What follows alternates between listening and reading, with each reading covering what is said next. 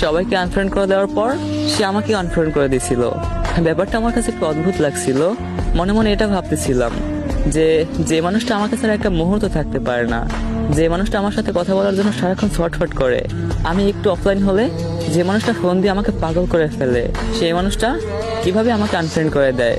মনে মনে ভাবতেছিলাম হয়তো ভুলে আমাকে আনফ্রেন্ড করে দিচ্ছে, কিন্তু আমার এই ভুল ধারণা নিমেষেই শেষ হয়ে গেল। একটু পর খেয়াল করলাম সে সবাইকে আনফ্রেন্ড করে দিচ্ছে, আমাকে আনফ্রেন্ড করে দিচ্ছে, কিন্তু একটা মানুষ সে ফ্রেন্ড লিস্টে রাখছে, আর সেই মানুষটা হচ্ছে তার সেই এক্স। তার এক্স কে সে ফ্রেন্ড লিস্টে রাখছে এবং ক্যাপশন দিচ্ছে, আমি এক পুরুষে আসক্ত। ব্যাপারটা আমার কলেজে গিয়ে আঘাত করছিল। আমি মেনে নিতে পারতেছিলাম না, আমি কিছুই বুঝে উঠতে পারতেছিলাম না যে কি থেকে কি হয়ে গেল। হঠাৎ করে একটা মানুষ কিভাবে এমনটা করতে পারলো। তারপর আমি তার এক্স কে মেসেজ দিয়ে জিজ্ঞেস করি, আচ্ছা সে আপনার কি হয়? আমার প্রিয় মানুষটার নামটা বললাম না, তো যাই হোক। তারপর তার এক্স আমাকে বলছিল যে ও তো আমার গার্লফ্রেন্ড হয়, ওর সাথে তো আমার অনেক দিনের রিলেশন। ওই সময় আমার মনে হয়েছিল আমার বুকের মধ্যে একটা গুলি এপাশ দিয়ে ঢুকে ওই পাশ দিয়ে বেরিয়ে গেছে। কলেজে ছিঁড়ে যাচ্ছিল।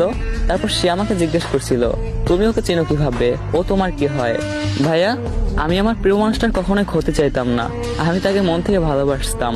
আমি তাকে পাই নাই এজন্য যে তার ক্ষতি চাইবো, ব্যাপারটা একদম এরকম না।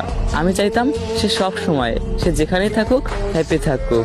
তো আমাদের মধ্যে যে রিলেশন ছিল, এটা যদি তার এক্স জানে তাহলে তাদের মধ্যে একটা ঝামেলা হবে, তাদের মধ্যে একটা প্রবলেম ক্রিয়েট হবে। আমি চাই নাই যে আমার জন্য তার সুন্দর লাইফটা নষ্ট হয়ে যাক। তাই আমি তাকে বলে দিয়েছিলাম, না আমি তাকে চিনি না, এমনি জিজ্ঞেস করলাম। তারপর আমি আমার প্রিয় মানুষটাকে মেসেজ দিয়ে জিজ্ঞেস করলাম, আচ্ছা এমনটা তো না করলেও পারতে, তুমি আমার সাথে এই বেইমানিটা না করলেও পারতে। তারপর সে আমাকে বলতেছিল, দেখো আমাকে মাফ করে দাও, আমি তোমার সাথে এমনটা কখনোই করতে চাই নাই। তুমি তো জানো যে আমার আগে একটা রিলেশন ছিল, আমি ওই ছেলেটাকে অনেক বেশি ভালোবাসি। তো গাইস, দ্বিতীয় পার্টটা কেউ মিস করবেন না। দ্বিতীয় পার্টটা শুনলে আমি গ্যারান্টি দিচ্ছি যে আপনারা মেয়েদেরকে বেইমান বলে গালি দিতে বাধ্য হবেন। একটা মানুষ কিভাবে এরকম বেইমানি করে আপনারা বুঝতেই পারবেন না। তো পরের পার্টটা খুব শীঘ্রই আপলোড দেওয়া হবে।